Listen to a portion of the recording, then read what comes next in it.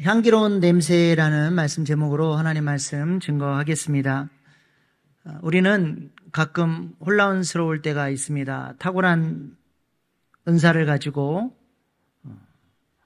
하나님께서 맡겨주신 사역들을 잘 감당했던 훌륭한 하나님의 사람이 어느 날 어떤 사건으로 인해서 그의 치부가 드러나고 영적으로 넘어지는 모습을 볼 때 우리는 실족하고 상처를 받는 경우가 있습니다. 그동안 이 사람이 했던 사역은 과연 무엇인가? 다 거짓이었나? 하나님이 살아계신다고 한다면 어쩜 이럴 수 있는가? 우리는 이러한 모습들을 보며 의문을 품게 됩니다. 그러나 혼란스러울 거 없습니다. 그 사람이 성령의 외적 기름 부으심을 통해서 하나님께서 주신 힘으로 사역한 것도 분명하고, 그래서 탁월한 은사가 있었고 하나님께서 그 사람을 사용하신 것도 분명한 사실입니다. 그런데 뭐가 문제죠? 성령의 외적 역사는 있었지만 성령의 내적 역사에 그 사람이 자신을 내어주지 않았기 때문에 그렇게 허망하게 넘어진 것입니다. 외적으로는 하나님 사람 같아 보였지만 그의 내면 세계 안에서 어느 순간부터 은혜 받는 일이 차단되고 은혜의 지배를 받지 못하고 하나님의 사람으로 성화되어지는 역사가 그의 내면 세계 안에 없었기 때문에 이러한 일들이 일어나게 되는 것입니다. 그러다가 어느 순간 어떤 사건을 통해서 썩은 옥수수자루 부러지듯이 그렇게 힘없이 넘어져 버리게 된 것이죠. 실제로 우리는 때때로 신앙생활을 하면서 성령의 외적 역사와 내적 역사가 불균형한 신자들을 만나게 됩니다. 탁월한 은사가 있고 열심히 사역하는 모습을 통해서 정말 좋은 하나님의 사람이구나 가까이 접근해서 보니까 가까이 하기에는 너무 먼 당신처럼 입술이 거칠고 인격이 다듬어지지 않아서 많은 사람들에게 상처를 주는 그런 신자들을 우리는 보게 되죠. 여전히 예수님을 믿는다고 하지만 인간적인 고집과 욕심이 가득하고 훈련되어지지 못한 그런 내면의 미성숙함을 갖고 있는 신자들을 보게 됩니다. 어떤 사람은 심지어 은사를 가지고 사람들 위에 군림하려고 하는 사람도 있습니다. 나 기도하는 사람이야. 까불지 마. 누가 아픈 사람을 위해서 기도해주고 돈 3천만 원 가져와. 참 안타까운 일입니다. 그러므로 중요한 것은 우리가 성령의 외적 역사와 함께 내적 역사가 함께 균형 잡힌 신앙생활을 하는 것이 중요하다라고 하는 것입니다. 신앙은 성숙해지지 않는데 외적인 기름 부심과 은사나 직분을 가지고 하나님을 섬기려고 하다 보니까 그 섬김이 하나님께 기쁨이 되지 못하고 오히려 사람들에게 상처를 주는 그런 결과를 낳게 되는 것입니다. 레위기 2장에 등장하는 소제의 제사는 바로 이 부분을 우리에게 강조해 주고 있습니다. 소제는 무엇으로 드리는 제사죠? 레위기서에 보면 5대 제사가 있는데 그 중에서 유일하게 곡식으로 드리는 제사가 바로 소제입니다. 곡식으로 드리는데 중요한 포인트는 뭐냐면 곡식을 고운 가루로 잘 빻아야 돼요. 왜 고운 가루로 잘 빻아야 되냐면 기름으로 반죽이 잘 돼야 되기 때문에 그렇습니다. 고운 가루 깊은 곳까지 기름이 속속들이 들어가도록 잘 빻아서 기름으로 잘 반죽한 다음에 다시 한번 기름을 부어서 하나님 앞에 불태워드리면 그것이 하나님이 맡으실 때 향기로운 냄새로 향기로운 헌신으로 받으시는 제사가 되는 것입니다. 그래서 소제는 기름을 2번 써요. 언제? 반죽할 때 기름을 넣어서 반죽을 하고 한 번 더 기름을 부어서 드리는 제사죠. 고운 가루에 기름을 넣어서 반죽을 하는 것은 성령의 내적 역사를 의미합니다. 성령의 기름 부심이 우리의 내면 깊은 곳까지 들어와서 우리 마음속에 있는 모든 죄악의 덩어리, 상처의 덩어리, 욕심의 덩어리, 그 탐심의 덩어리들을 다 깨트려서 고운 가루가 되게 하고 성령이 우리의 내면 깊은 곳까지 들어와서 우리의 마음속에서 예수 그리스도의 냄새가 날 수 있도록 그런 사람으로 작용하는 이 성령의 내적 역사를 의미하죠. 그리고 그 위에 다시 한번 기름을 부어서 하나님의 은사를 주시고 힘을 주셔서 하나님 앞에 향기로운 냄새의 헌신을 드릴 수 있도록 하나님이 기름을 안팎으로 발라서 향기로운 냄새가 되게 하라, 그렇게 말씀을 하신 것입니다. 그래서 소재는 기름을 잘 써야 돼요. 근데 소재 중에 하나님 앞에 향기로운 냄새가 아닌 소재가 있습니다. 어떤 소재냐면 첫 이삭의 소재는 하나님이 받으시긴 하는데 향기로운 냄새는 아니에요. 첫 이삭이 뭐예요? 햅쌀처럼 오래 추수한 겁니다. 오래 추수한 곡식은 수분이 많으니까 뭐가 문제가 돼요? 고운 가루로 잘 안 빠진다는 게 문제예요. 그래서 기름이 깊이 들어가지는 못합니다. 덩어리들이 져 있기 때문에. 그래서 성령의 내적 역사에 문제가 있는 것이죠. 급하니까, 다른 곡식이 없으니까 하나님께 제사는 드려야 되겠고, 그래서 급하게 급조해서 첫 이삭으로 하나님 앞에 드리면 하나님이 받으시기는 하는데 그것이 하나님 앞에 향기로운 냄새는 안 된다라고 하는 것입니다. 우리는 이러한 첫 이삭의 소재와 같은 사람을 어디서 찾아볼 수 있습니까? 다름 아니라 사울 왕의 모습 속에서 첫 이삭의 소재와 같은 모습을 우리는 발견하게 됩니다. 하나님께서 급하니까 어쩔 수 없이 급조해서 기름 부어 왕으로 세우긴 했지만 사울 안에는 아직 사울의 내면 세계 속에는 죄악의 덩어리, 상처의 덩어리, 교만의 덩어리 등등 깨트려져야 될 것들이 너무 많은 사람이었다라고 하는 것이죠. 사울이 하나님 앞에 향기로운 냄새로 드려지는 삶이 되기 위해서는 그의 마음 안에 그 모든 덩어리들이 깨트려지고 자기 깨어짐을 경험함으로써 그의 인격이 주님 닮아가는 훈련 가운데로 계속 나아가야 했던 것입니다. 사울의 외적인 기름 부으심은 이미 증명이 됐죠. 암몬과의 전쟁에서 성령의 기름 부으심을 받고 능력 있고 힘 있고 용기 있게 그 원수들을 싸워 물리치는 그런 능력을 보여줬습니다. 사울의 외적 능력은 탁월했죠. 그래서 모든 사람들이 이 사울의 승리로 말미암아 기뻐했습니다. 사무엘상 11장 15절입니다. 모든 백성이 길갈로 가서 거기서 여호와 앞에서 사울을 왕으로 삼고 길갈에서 여호와 앞에 화목제를 드리고 사울과 이스라엘 모든 사람이 거기서 크게 기뻐하니라. 이스라엘 백성들은 능력 있는 왕이 세워졌다 기뻐하고 사울도 기뻐하고 너무 빨리 샴페인을 터뜨렸죠. 그런데 모두가 다 기뻐하는 그때 누구만 기뻐하지 않았어요? 사울의 내면 세계. 사울의 내면 세계를 너무 잘 알고 있던 하나님의 사람 사무엘만은 기뻐할 수가 없었던 것입니다. 그래서 사무엘은 길갈에서 왕이 듣기에 너무나도 불편한 설교를 그의 마지막 설교로 하게 됩니다. 왜냐하면 사울이 훌륭한 왕이 되기 위해서 신정 안에서 왕정을 이루어가기 위해서는 사울에게 그 무엇보다 필요한 것이 바로 성령의 내적 역사를 통한 자기 깨어짐이 필요했기 때문에 그렇습니다. 그래서 사울 왕이 듣기에 불편한 것을 알지만 사울은 이 말씀을 전하지 않을 수 없었던 것입니다. 만약 사울이 이 말씀을 아멘으로 받고 하나님의 말씀 앞에 깨트려지고 그 내적 역사 가운데 훈련으로 나아갔다고 한다면 사울은 정말 훌륭한 왕이 됐고 하나님 앞에 향기로운 냄새와 같은 그런 존귀한 인생이 되었을 것입니다. 그러나 안타깝게도 사울은 그 말씀을 아멘으로 받지 않고 이쪽으로 듣고 이쪽으로 흘려버렸어요. 여러분은 어떠하십니까? 설교를 통해서 여러분에게 주신 하나님의 음성을 듣고 계십니까? 아멘이에요?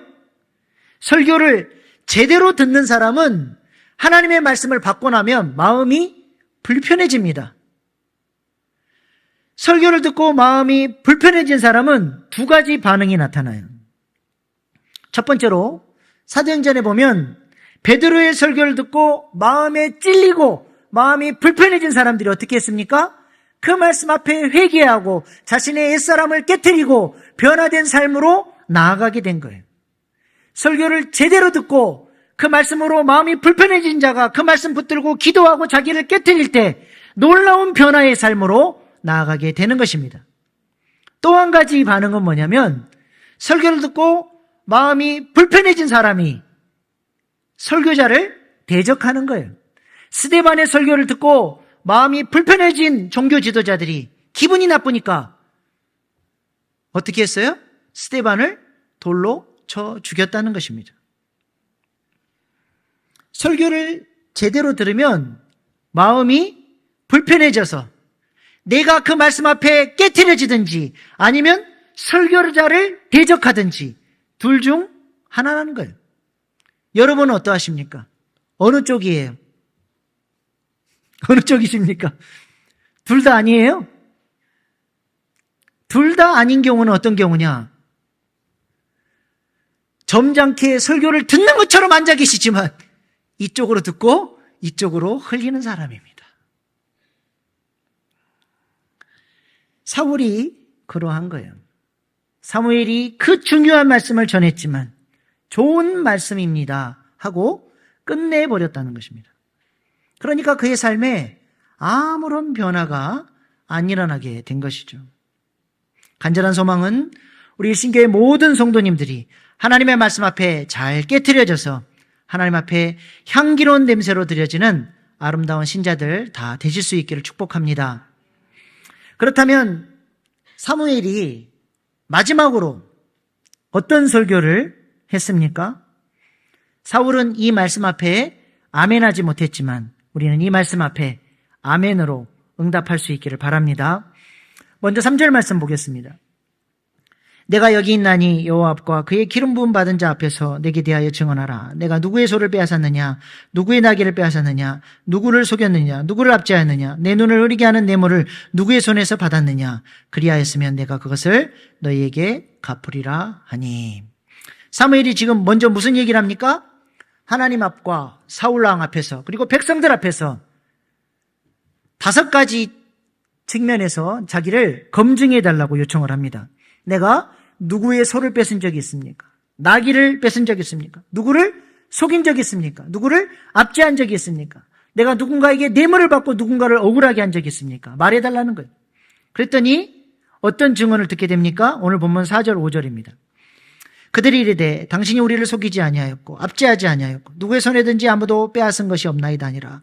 사무엘이 백성에 이르되 너희가 내 손에서 아무것도 찾아낸 것이 없음을 여호와께서 너희에게 대하여 증언하시며 그의 기름 부심을 받은 자도 오늘 증언하니라 하니. 그들이 이르되 그가 증언하시나이다 하니라. 3중적인 증언을 듣게 되죠. 이스라엘 백성들이 증언을 하고 하나님이 사무엘이 그렇게 살아왔다라고 증언해 주시고 사울 왕도 거기에 대하여 증언을 했다라는 것입니다. 왜 사무엘이 이런 이야기를 합니까? 나 깨끗하게 살아왔다 알아달라고 자기의 의를 드러내려고 이 말씀을 합니까? 그것이 아니라 이스라엘 백성들에게 다시 한번 경고의 메시지를 주는 거예요. 너희들이 왕을 구한 왕정제도는 이러한 위험성이 있다라고 하는 것을 경고하기 위함입니다. 지금까지 이 나라는 하나님이 통치하시는 신정국가였어요. 하나님이 왕이셨어요. 사무엘은 그 하나님의 명령을 잘 받들어서 이 땅에 하나님의 통치가 이루어지도록 순종하며 살아왔습니다. 그래서 하나님이 통치하시는 이 나라에는 소를 빼앗는 일도 없었고 나귀를 빼앗는 일도 없었고 누군가를 속이는 일도 없었고 압제하는 일도 없었고 뇌물을 줘야지만 잘 먹고 잘 사는 그런 나라가 아니었다라는 것입니다. 그런데 이제 너희가 왕을 구하고 왕정제도가 시작이 되면 지금까지 없었던 신정 정치 안에서는 이루어지지 않았던 이 억울한 일들이 너희의 삶 가운데 나타나게 될 것이라고 경고하고 있는 것입니다. 이미 사무엘은 8장에서 백성들이 왕을 요구할 때 왕정제도가 어떤 어려움을 가지고 오게 될지를 경고했죠. 사무엘상 8장 10절로 18절 말씀을 요약하면 이렇습니다. 8장 11절 12절 아들들을 빼앗아 군대로 강제 징집하며 왕을 위해 일하는 일꾼으로 부려먹는다. 너희들 아들 다 뺏기게 생겼다. 그 다음에 13절 왕이 딸들을 빼앗아 하녀로 삼고 강제 노동을 시킬 뿐만 아니라 성적 놀이개로 전락시킬 것이다. 향료 만드는 일에 너희 딸들을 데려다 쓴다. 저 말이 바로 성적 놀이개라는 뜻이에요. 8장 14절로 15절에서는 밭에 나는 제일 좋은 소사는 왕이 다 세금으로 빼앗아갈 것이다. 8장 16절로 17절에서는 모든 백성은 왕의 종이 될 것이고 18절에서는 왕의 복종 때문에 백성들이 고통 중에 부르짖게 될 것이다. 너희가 하나님의 왕 되심을 거절하고 사람 왕을 세워달라고 왕정체계를 요구했지. 너희가 앞으로 이런 삶을 살게 될 것이다라고 경고하는 것입니다. 하나님이 왕이 되셨을 때는 이런 억울한 일이 없었는데 이제는 그런 일이 일어나게 될 것이라는 것이죠. 그렇다면 그런 일이 안 일어나려면 어떻게 해야 됩니까? 이방 나라들처럼 그냥 왕정체계 아니라 신정 안에서 왕정. 왕이 있지만 진짜 왕은 하나님이시고 왕은 하나님의 대행자로서 순종하며 살아야 이 나라가 이런 억울한 일들이 일어나지 않게 될 것이라는 거예요. 그래서 사무엘은 마지막 설교를 통해서 사울 왕이 그 무엇보다도 필요한 것이 성령의 내적 역사를 통해 자기 깨어짐을 경험하고 하나님을 왕으로 섬기며 이 나라를 신정국가로 세워나가는 일에 쓰임받아야 한다라고 강조하는 거예요. 그러면서 사무엘은 이 성령의 내적 기름 부으심을 위해서 우리가 세 가지를 결단해야 할 것을 이야기하고 있습니다. 첫 번째로 사무엘은 우상 숭배를 멀리해야 한다라고 이야기합니다. 10절 말씀 같이 한번 읽어보겠습니다. 시작.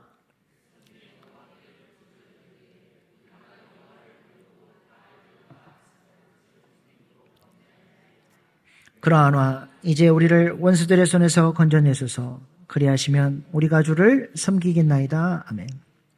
사무엘은 지금 첫 번째로 뭔 얘기를 합니까? 이스라엘 역사 가운데서 이스라엘 백성들이 계속 원수에게 침략을 받고 고통을 당한 이유가 뭐냐?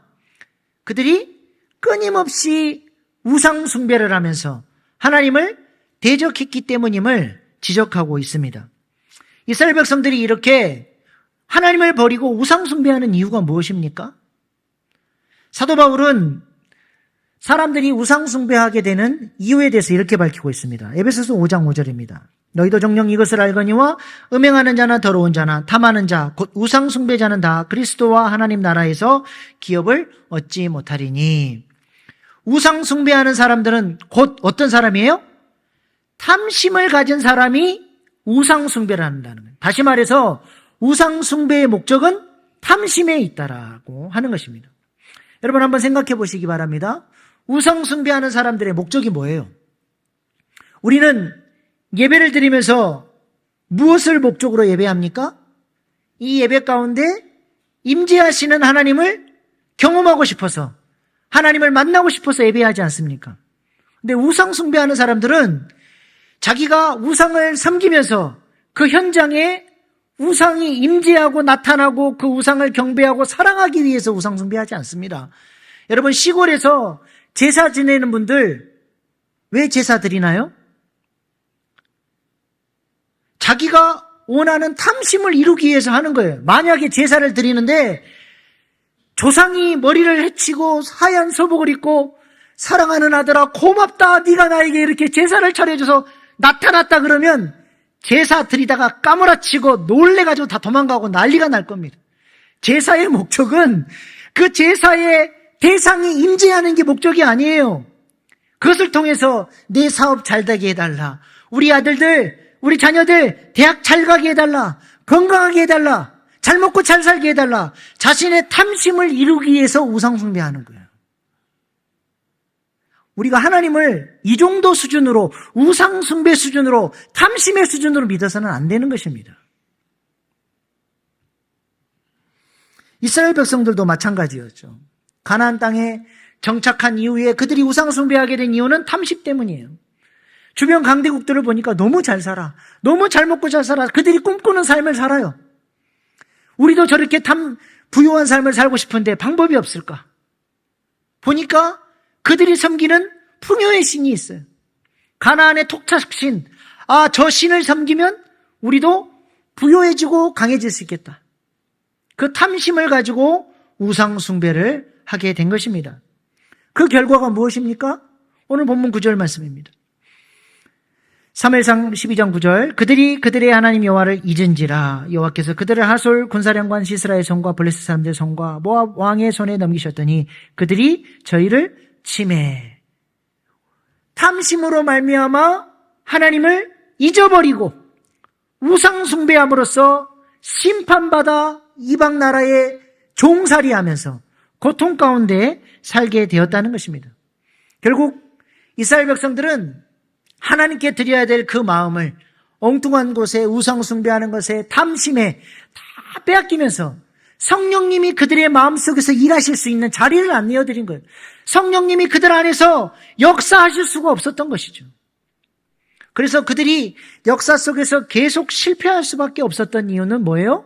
그들의 마음을 하나님께 드리지 않았고 성령의 내적 역사가 그들 안에서 이루어지지 않으므로 하나님과의 관계가 어려워지고 주님 닮아가는 거룩한 성화의 과정들이 그들 안에서 없었기 때문이라고 하는 것입니다. 그래서 사무엘은 두 번째로 뭘 강조해요?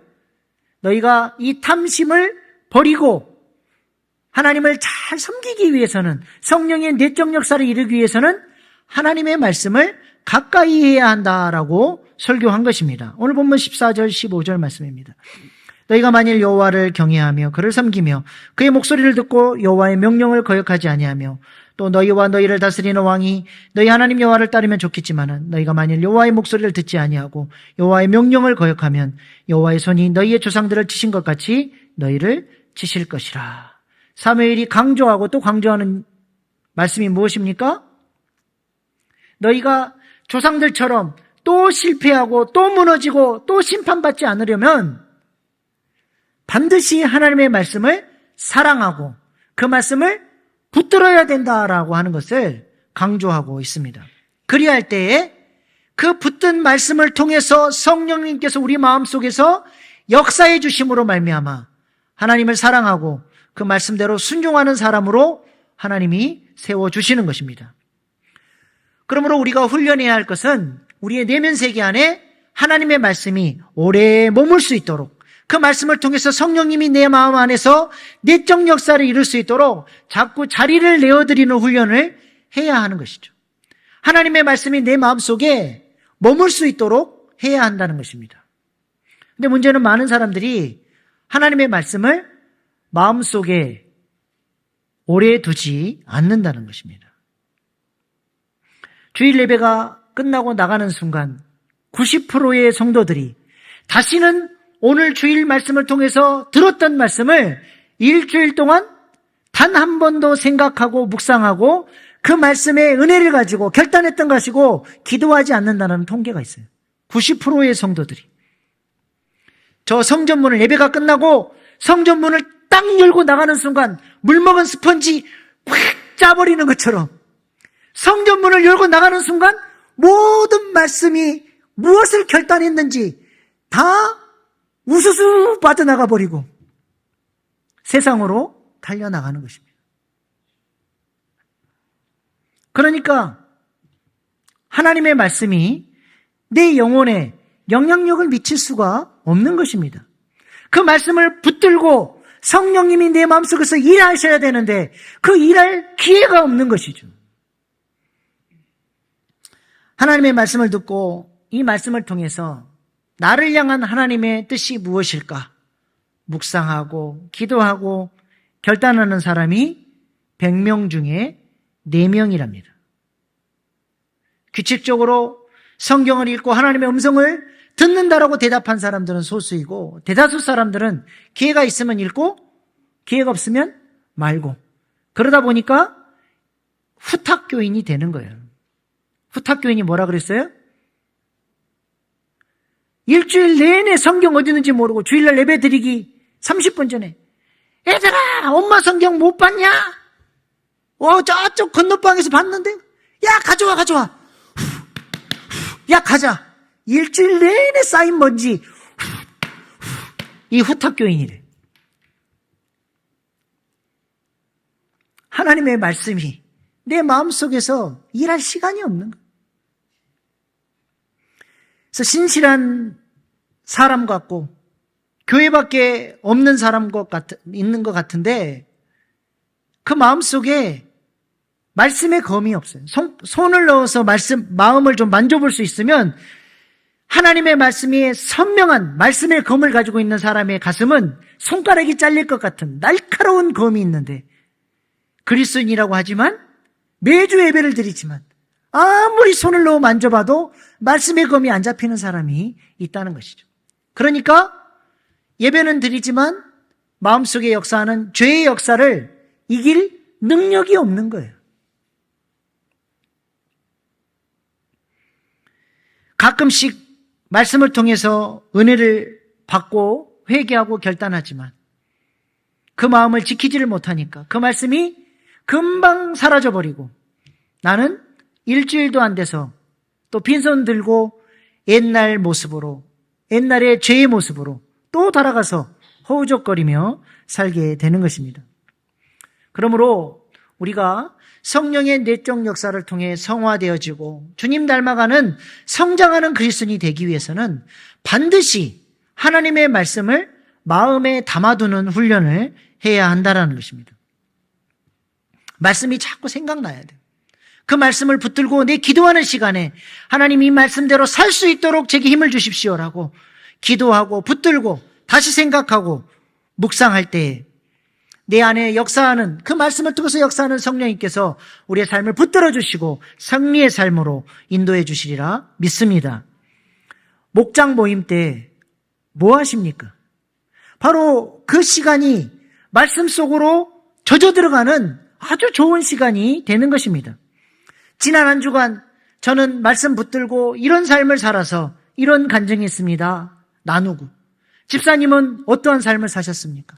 서로가 서로에게 은혜 받았던 말씀 붙들고 승리했던 이야기들을 나누면서, 와, 나도 저렇게 살고 싶다, 나도 저렇게 승리하고 싶다, 그런 뜨거움이 올라오고 말씀의 능력이 우리의 내면 세계 가운데, 마음 가운데 깊이 젖어드는 그런 목장 모임으로 우리가 서로 만들어 가야 되는 거예요.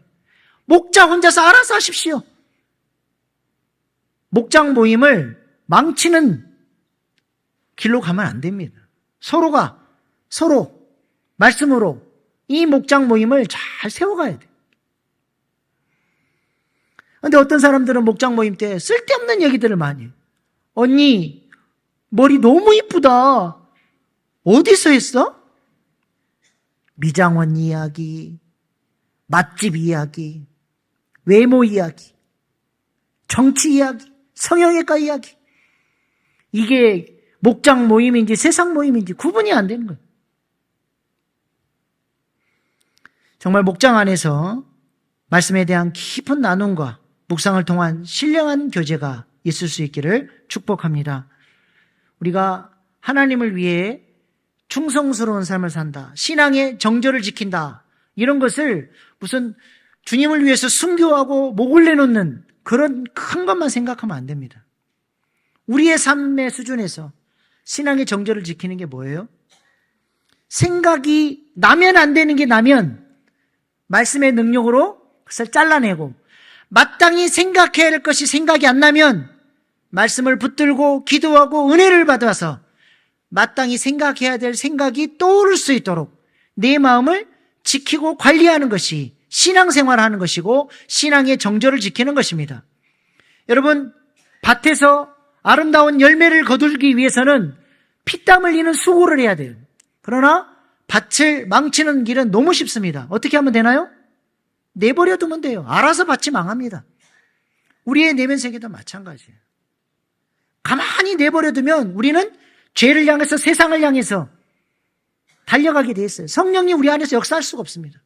성령이 내 안에서 아름다운 열매를 맺게 하기 위해서는 우리가 마음을 자꾸 주님께 드리고 은혜 받는 일에 마음을 쏟고 그렇게 하나님의 말씀이 내 마음속에 역사할 수 있도록 훈련하는 이 삶으로 목장 안에서 서로가 서로를 도와가면서 훈련할 때 우리가 성장하는 신앙인이 될 수 있는 것입니다. 우리가 하나님 앞에서 날마다 성숙해지는 이 성령의 내적 역사가 우리 가운데 충만하게 나타날 수 있기를 소망합니다. 사무엘은 이렇게 사울 왕이 말씀 안에서 성숙하고 이스라엘을 하나님이 기뻐하시는 나라로 세우는 신정 안에서의 왕정을 세워나가는 그런 사람이 되기를 간절히 바라고 바랬던 것입니다. 그래서 마지막으로 세 번째로 사무엘은 사울 왕과 이스라엘 백성들을 위해서 은퇴 이후에도 쉬지 않고 기도하겠다. 기도하기를 쉬는 죄를 범하지 않겠다. 그렇게 말씀합니다. 23절, 24절 말씀입니다. 나는 너희를 위하여 기도하기를 쉬는 죄를 여호와 앞에 결단코 범하지 아니하고 선하고 의로운 길을 너희에게 가르칠 것인즉 너희는 여호와께서 너희를 위하여 행하신 그 큰 일을 생각하여 오직 그를 경외하며 너희의 마음을 다하여 진실히 섬기라. 사무엘의 평생의 기도 제목이 무엇이었습니까? 이스라엘 백성들이 성령의 내적 역사 가운데 그들의 마음을 드리고 하나님의 말씀으로 새로워져서 선하고 의로운 길로 나아가며 하나님을 경외하고 하나님을 왕으로 높이는 나라로 세워지는 것이 그의 평생의 기도 제목이었어요. 예전에도 그렇게 기도했고 지금도 그렇게 기도하고 앞으로도 그렇게 기도할 것이라고 이야기합니다.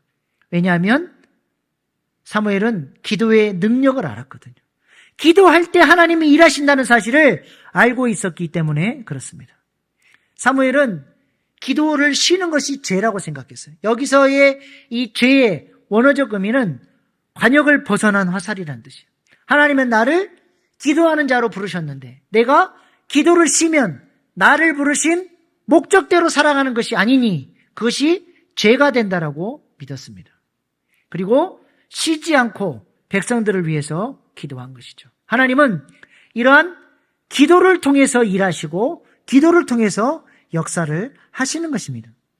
요한계시록에 보면 하나님의 심판의 역사가 진행이 됩니다. 7인이 떼지면 7나팔이 불리고 7나팔이 불리우면 7대접의 심판의 역사가 진행이 되는데 그 굽이굽이 역사의 진행 때마다 중요한 사실은 하나님께서 성도의 기도를 통하여서 기도를 받으시고 이 땅 가운데 역사를 이루셨다라고 하는 것입니다. 요한계시록 8장 3절 6절 말씀입니다. 또 다른 천사가 와서 제단 곁에 서서 금향로를 가지고 많은 양을 받았으니 이는 모든 성도의 기도와 합하여 보좌 앞 금제단에 드리고자 함이라. 향연이 성도의 기도와 함께 천사의 손으로부터 하나님 앞으로 올라가는지라. 7나팔을 가진 7천사가 나팔 불기를 준비하더라. 성도들의 기도가 얼마나 소중한지 성도들의 기도가 입 밖으로 떨어지는 순간 천사들이 금향로에 이것을 받아서 하나님 앞으로 보좌 앞으로 가지고 올라가면 하나님은 그 기도를 기쁘게 받으시고 그 기도대로 역사하시고 하나님의 뜻을 이루어 가셨다라고 하는 것입니다. 우리가 지금은 우리가 기도했던 결과들을 다 모를 수 있어요. 그러나 우리가 하나님 앞에 서게 되는 날 우리의 기도를 하나님이 어떻게 사용하셔서 교회를 세우고 하나님 나라를 세워갔는지 죽어가는 영혼들을 살려내고 어떻게 그들을 양육하는 일에 우리의 기도를 사용하셨는지가 다 드러나는 날이 있을 것입니다. 그것이 우리의 상급이 될 줄로 믿습니다. 하나님은 지금도 이렇게 기도하는 사람들을 통하여서 일하고 계시고 그들의 기도를 통해서 교회를 세우시고 하나님 나라를 세워 가시는 것입니다. 에레미야나 에스겔 선지자 시대의 비극이 무엇입니까? 왜 그들이 우상을 섬기는 바벨론에 의해서 망하게 됐습니까? 에스겔서 22장 30절 말씀입니다. 이 땅을 위하여 성을 쌓으며 성문의 진지를 막아서서 나로 하여금 멸하지 못하게 할 사람을 내가 그 가운데서 찾다가 찾지 못하였으므로 하나님께서 진노의 심판의 손을 예루살렘을 향해 드셨어요. 진노의 손을 들고 계시는 그 순간에도 이제 진노의 손이 곧 쏟아지는데 하나님은 누구를 찾으셨어요? 이 진노의 심판을 막아설 자, 이것을 위해서 기도하는 자를 하나님이 찾으셨는데 그 기도하는 자를 찾지 못하셔서 결국에는 하나님의 진노의 심판이 예루살렘 성에 떨어진 겁니다.